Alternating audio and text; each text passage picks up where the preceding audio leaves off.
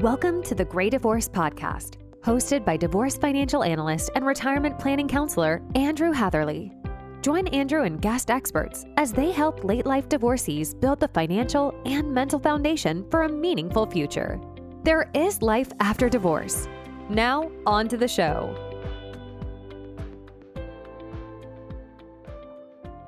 Hello, everybody. Welcome to episode 14 of the Great Divorce Podcast. My guest today is Liz Merrill.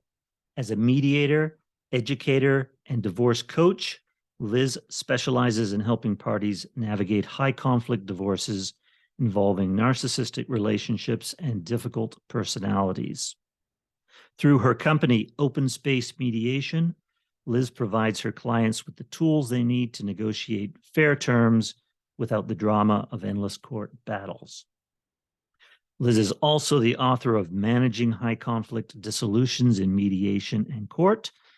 Her approach is holistic, drawing on her understanding of how the nervous system impacts psychological and physiological relations to trauma, conflict, and anxiety. She collaborates closely with financial advisors, attorneys, and mediators to achieve the best possible outcomes for her clients while saving them a lot of money, ensuring fair parenting plans, and staying out of court.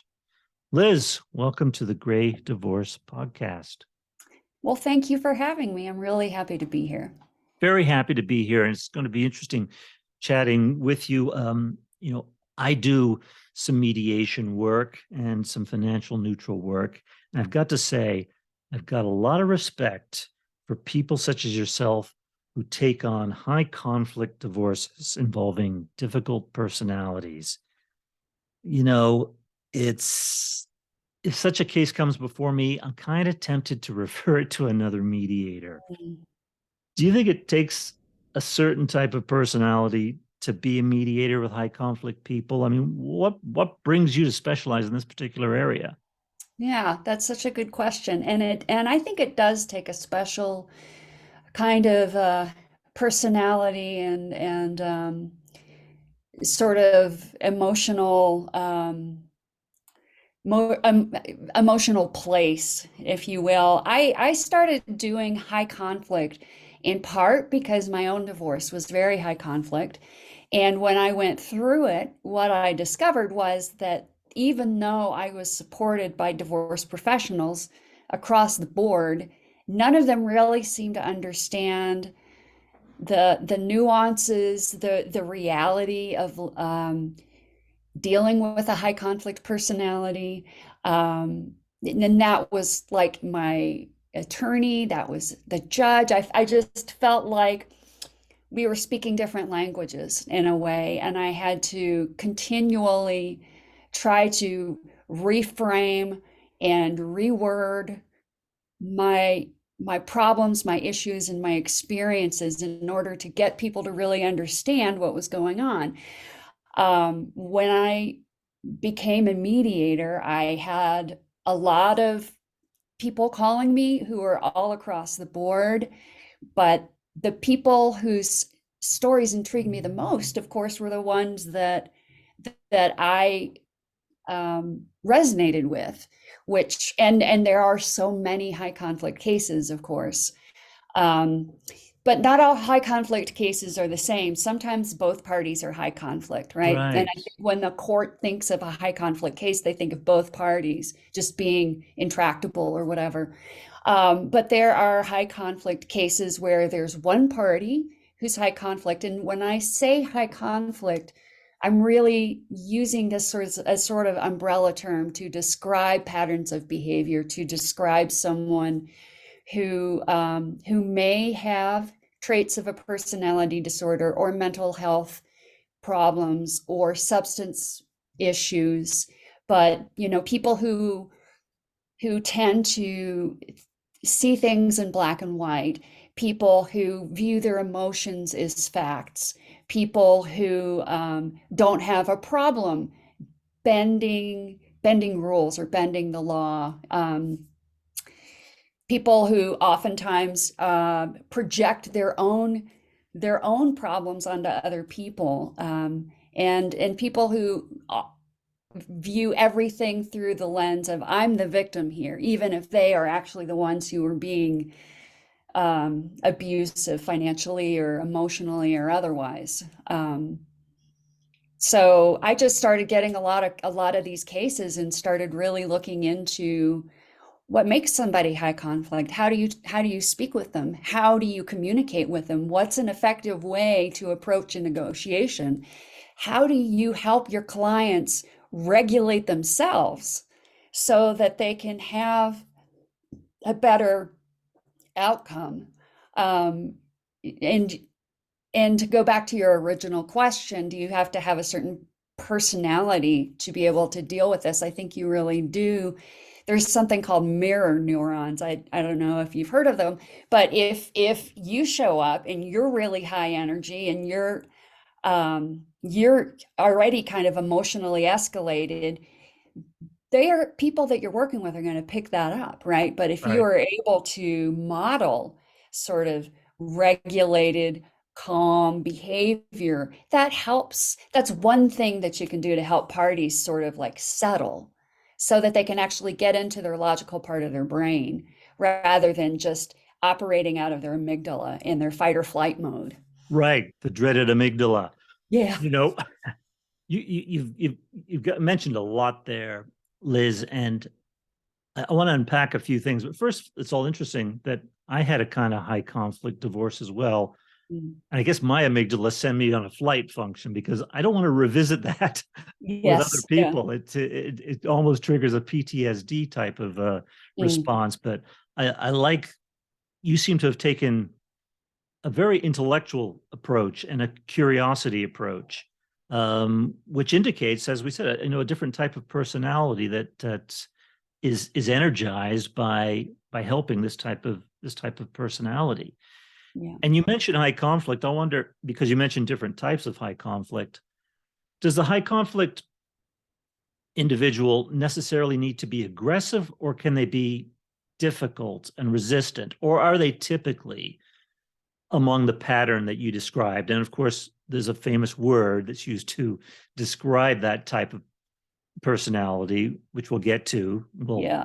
narcissist. Yeah. But does a high conflict individual necessarily need to be that type of personality, or can they just be resistant or Yeah. non-responsive even? Yeah, well, sure. And those are, I guess more you might call them passive aggressive behaviors, right? Mhm. Um,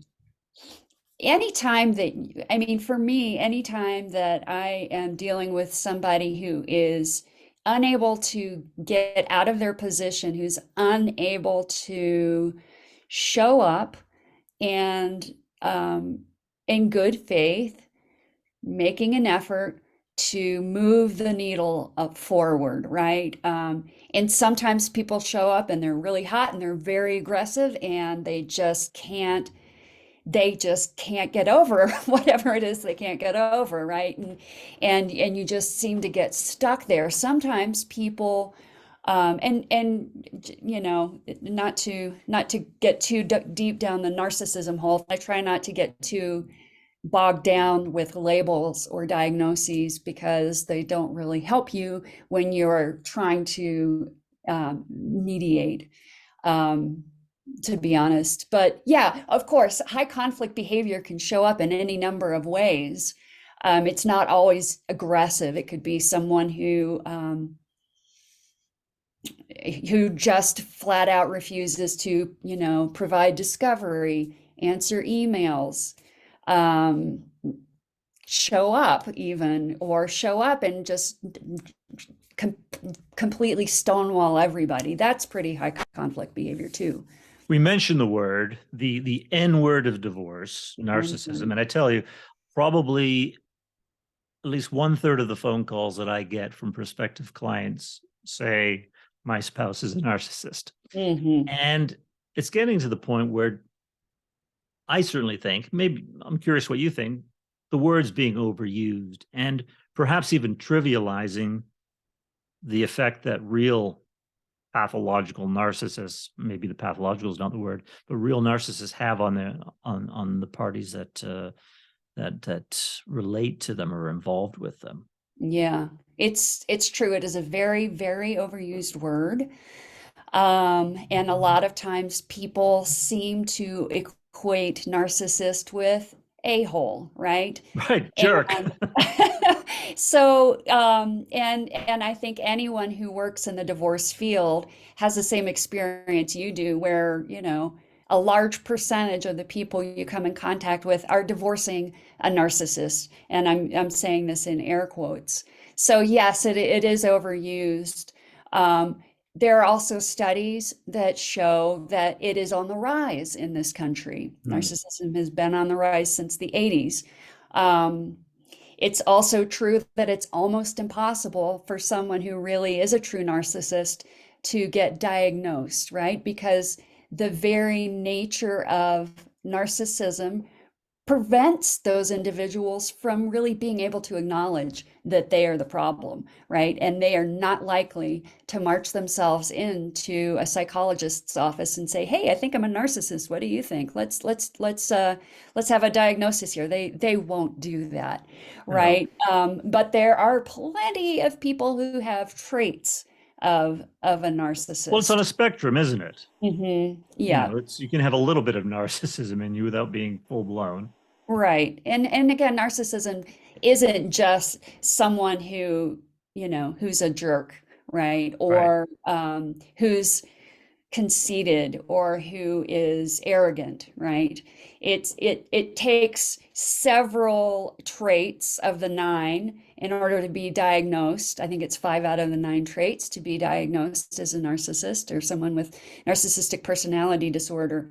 But the trick is, like I said, it doesn't really matter by the time you are getting ready to divorce. It doesn't matter if you have some traits, all of the traits. If you're a combination of a narcissist and another person, type B personality disorder, like borderline, you can have traits of both of them, right? And what matters, what I think matters more, are patterns of behavior, right? Because you see patterns of behavior, patterns of high conflict behavior over and over and over again, probably in many of the cases that you've seen, certainly if they're high conflict.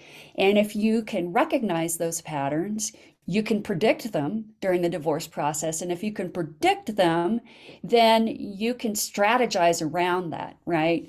And you're not so surprised when something crazy happens, right? Because it's almost like high conflict people have a book that they read on tactics for divorce, right? I am not aware that one exists, but sometimes it seems like it because you see patterns of behavior over and over and over again. And that's what really interests me, because that's where you can get some traction and where you can make changes so that you manage. You're better able to manage and help parties negotiate and get through the process as unscathed as possible. So we're in the process. Let's just take a step back, because I want to talk about the process that you use, the mediation process. So a lot of our listeners may have heard of mediation, but not know exactly what it means.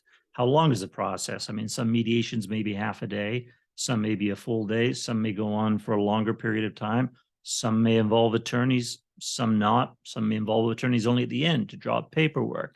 How does it work when you're dealing with a mediation? And then we can go into some of the details of dealing with the high conflict person in the mediation. But to start, how is it that you kind of engage, and how do they come to you? And then how does the process work? Yeah. Well, it's one of the things that I love about mediation is that it's extremely flexible. And so, you know how some people are black and white. I am very gray, and I like to be able to meet parties where they are. I don't like boxes. I don't like people to be put in boxes. So to answer your question, sometimes people call because they said the court said that we had to mediate. So we want to schedule a court order mediation, and that can be as long as, half a day or as short as less than an hour. I had one couple come because they were court ordered, but they had already agreed on everything. So, basically they were just showing up to tick a box. But sometimes couples come to me and they say, we want to get a divorce. We don't want to do it ourselves, but we don't want to litigate our divorce. And so I meet them in the middle. And in some cases, I just charge a flat fee and I, kind of walk the path through for the whole process with them. I help them understand how you start the petition, how you file, how you put your documents together for your sworn financial statements, how to look at a parenting plan. And we have multiple sessions where we talk through everything. And that can be really helpful because, as you know, once you started the divorce process and once you start looking at numbers and you start really contemplating, like, oh my gosh, I'm not going to have my kids with me full time anymore, it can get scary. Parties can get angry. And that's really when working with a neutral third party can make or break your divorce process. Because if you are able to have assisted conversations and negotiations, and be in a place emotionally and sort of mentally where you can talk through different scenarios, you're able to be more flexible with the outcome, right? You don't have to be shoved into a box. So to answer your question, some of my mediations are less than an hour. Some of them go on for several months over a period of time. And it really depends on what the parties are looking for. Are attorneys typically involved either formally or as kind of consulting attorneys? And you're in Colorado, right? For Yeah. Colorado. Mm-hmm. So might the process be a little bit different in Colorado than some other states with respect to, how you would work with attorneys? Yeah. I would say half and half. And like I said, a lot of people come to me that aren't high conflict, and in fact, the opposite, and they want to be collaborative in their approach. And so if we get part of the way through a divorce and it seems like they need to talk to a CDFA or a certified lending professional or an CDLP. attorney, I will, make suggestions for them because I want parties to be as well educated as they can be. That's very important. Yeah. And I agree with you 100% there on the education in the early stages, because quite often you'll have friends or family members telling you something about divorce, which is counterproductive to say the least.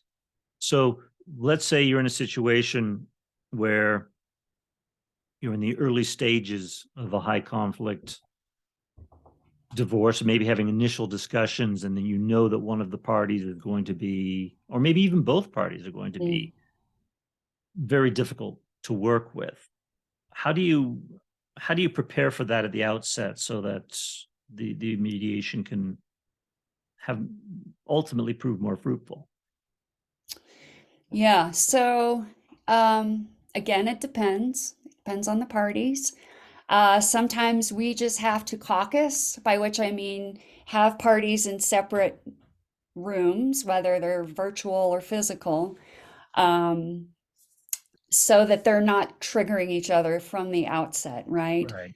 And a lot of times high conflict mediations require that in order for the parties to focus on the issue at hand.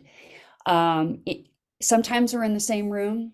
I try to keep the structure of the mediation very tight, right? So that there is less opportunity to go off the rails. So at the outset, I like to have a very clear agenda, right?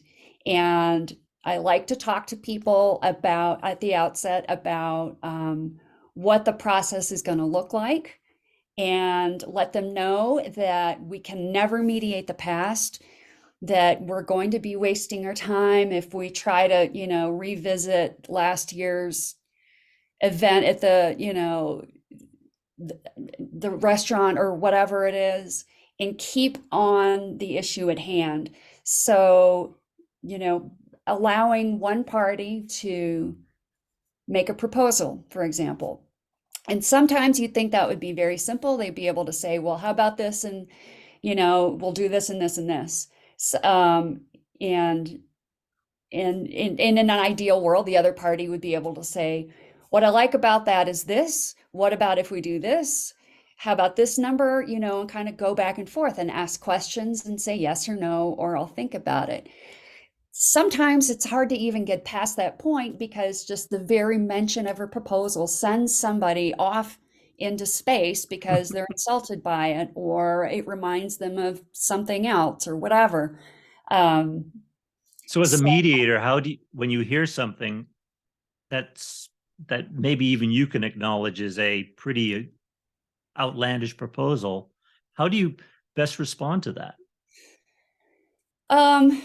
Well, always by asking open-ended questions, right? Like, how is this going to play out? Well, how do you envision this actually happening? And then getting even more granular, like if someone's proposing full custody and it doesn't seem likely. If you can get them to really do the thought process of, well, can you actually do this? What happens when you're at work? What happens if, this happens? How are they going to get to and from school? How are you going to manage this and work and do all of these other things? And a lot of times people will, as they are talking through things, kind of realize actually, well, maybe no, that's not going to work. Sometimes you just have to, play the reality check. Like, unless there is some really compelling reason that that you can make to the court for full custody, they're probably not going to grant it to you, right? Or it's going to be a very high bar, right? And this is where the gray area can become uncomfortable sometimes, right? Because obviously we're not in the business of advising people, giving legal advice or telling them what to do. But at the same time, they also, whether they're high conflict or not, need to know sort of what the standards are. That's so true. I think personally, whenever I do a mediation, I always like to do a little presentation at the beginning about what we've agreed about coming to the mediation with an attitude of respectfulness and open-mindedness and flexibility. And as you mentioned, a future orientation, because I think high conflict people tend to get really involved in the past and with a sense of grievances that they're feeling. And so the future, kind of keeping it on, part of our job as mediators is to keep it on track and keep it future oriented. And you mentioned, putting proposals, asking for proposals to be put forward. But what you also said is that ultimately, I think the high conflict person, correct me if you've experienced this, often they're looking for someone to blame. And if you can remove yourself as this judge-like figure, because we're not. Yeah. We are facilitators. We're trying to help a couple come to a resolution of their situation by themselves and not get to that awful position where they've spent tens of thousands of dollars and they have a judge who's seen them for an hour make important decisions for the rest of their life. So you're right, we're not advising. And for someone, I'm a financial advisor. And so it's kind of difficult for me sometimes. I have to take off my financial advisor hat because we're always telling people what we think they should be doing and making recommendations. When I'm in mediation, I'm a completely different person. Yes. It's like, so don't you agree that we're much more facilitators, and a high conflict person be easier to deal with if they can't point at us and say, I don't like what you're saying. Yeah, exactly. Yeah, I mean, and that doesn't prevent people from getting mad at you sometimes. And when you are when you're pressing them a little bit, or when you are trying to help them understand that their position is probably not going to fly if they took it to court, you can still be a target, if you will. But generally speaking, yes, as a facilitator, um, you're not telling them what to do. You're not advising them. You are talking to them as if well, hopefully and ideally, you're always talking to your clients as if they know themselves the best and they know what's best for their children, and they're operating from a standpoint that they want what's best for their children, right? And appealing to parties' wise mind, right? Appealing to their better self. Um, can often really help people show up as their better self, right? Most of the time, people who come into mediation don't really want to show their butt, right? They don't want to appear as the crazy one or the problem one. Um, and the downside to that is that sometimes people show up and say, "Oh yeah, sure, that sounds reasonable. That seems, agreeable," and then go off and get PO'd about it and change their minds, right? One of the most important things I can tell people who are going through a divorce, regardless of what kind of divorce it is to get the word fair out of your head, Oh, yes. because it's never going to feel fair. Even if you negotiate completely on your own, you're still going to walk away feeling like you got the short end of the deal, right? And certainly if you go to court, a lot of times people think that they're going to have this amazing cinematic day in court and they're going to say their sad story, and everyone in the room is going to be like, oh my gosh, that person should get everything they're asking for. But it never happens that way, right? The Because judge as you doesn't care said, about your story. yeah, exactly. You're appealing to a person who doesn't know your story, doesn't want to hear all the ins and outs, isn't going to look at every piece of evidence and discovery that you lay before them, isn't going to have time to, or the bandwidth or the interest. Um, and you're putting a lot of power into someone else's hands over your money, over your family, over your children. Yeah. Yeah. No, that's so important, Liz. And that's part of one of the, in my kind of opening statement at a mediation is I'll focus on how this is an empowering process for the couple because they're in charge. They're controlling their fate, and they don't want to be in that position 6 months down the road where Mhm. they've gone through more emotional stress, more financial stress paying attorneys and legal fees, only to have a judge who doesn't know them issue a decision Yeah. that that they could have come to something a much better resolution by themselves. So mediation can Absolutely. be certainly an empowering process, and of course, fair. I mean, my little catchphrase is, fair is an F word in Yeah, divorce. exactly. I'm sure you've heard that before. It's Yeah. just when you're splitting a household, it's the largest financial transaction quite often in people's lives. And Mhm. ultimately, you're seeing a net worth split in two. So nobody comes out of divorce better off financially. Mm-mm. Two households are being formed from one. And most recent statistics on gray divorce for people over the age of 50, is that a woman's standard of living declines close to 45%. And I think for men is about 21%. Mhm. So you're looking for a workable solution so you can get on with your lives. Don't you agree? Yeah. Yeah, exactly. It's it's you know t- t- wrapping your head around that is really hard because people often come into a divorce thinking or have remembering like the style to which you've become accustomed to living, or what. I don't even know where that came from, but it's irrelevant. Like you said, when you're splitting one household into two, you're going to have less money. You're going to end up, and so often I hear parties, like both parties in a divorce, say, I can't afford this. I don't know how I'm going to afford this. How can I can't buy a new house. I can't pay for two houses.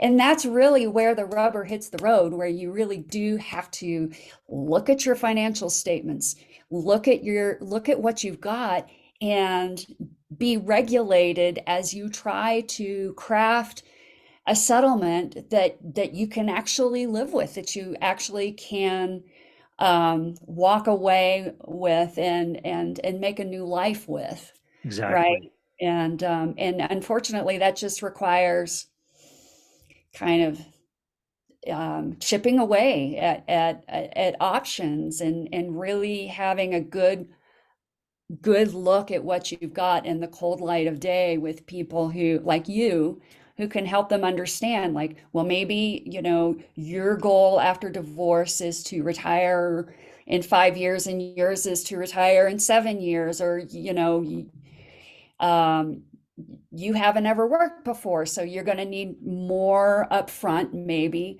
to get you up to speed, right? And then maybe less after that, so that you start really being able to get creative and flexible with things like spousal support, or what you're going to do with the family home, or how is he going to be able to refinance the house if he wants to stay in it? Is that Right. even feasible? Can you take your emotion out of that enough to look at, like, are you going to be able to pay your bills Right. once you get your degree? And that's the future orientation that we're trying to get the parties on, is to look at that future life and building a financial foundation for a meaningful, purposeful life going forward. And it's obviously in some cases, some divorces are easier than others, and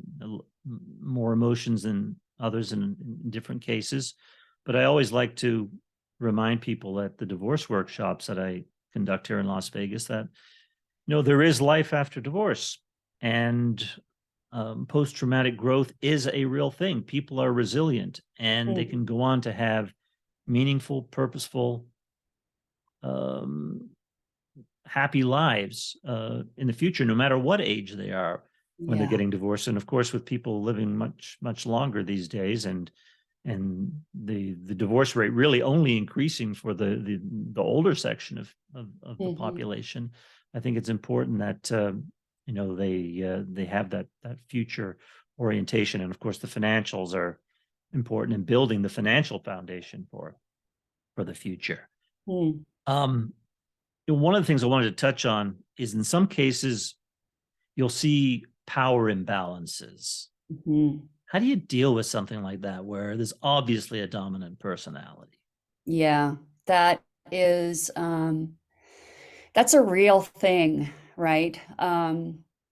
And sometimes, um, there's straight up domestic violence, right? And a need for protection orders, Well, you or there, certainly need legal involvement there. yeah, or there's financial abuse, right? And Right. I'm sure that you see that.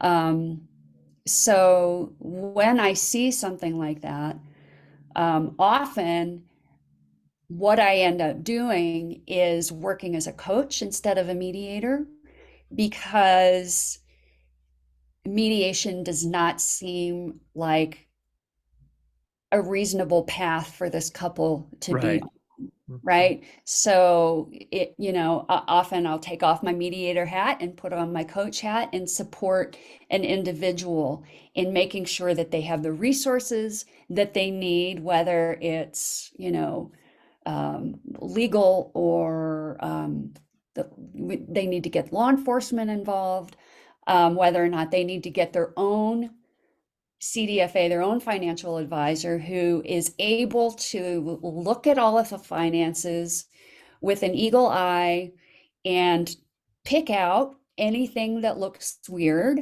um, help them craft a storyline, financially that's compelling that they can take to the attorney or whatever, help them identify what they need. Obviously, an attorney, if somebody needs an attorney, and often when there is this big power imbalance, you do have to bring in attorneys. And Right. although I like it when you don't have to use attorneys, there are some times when you absolutely 100% do need an attorney No, for to sure. support you.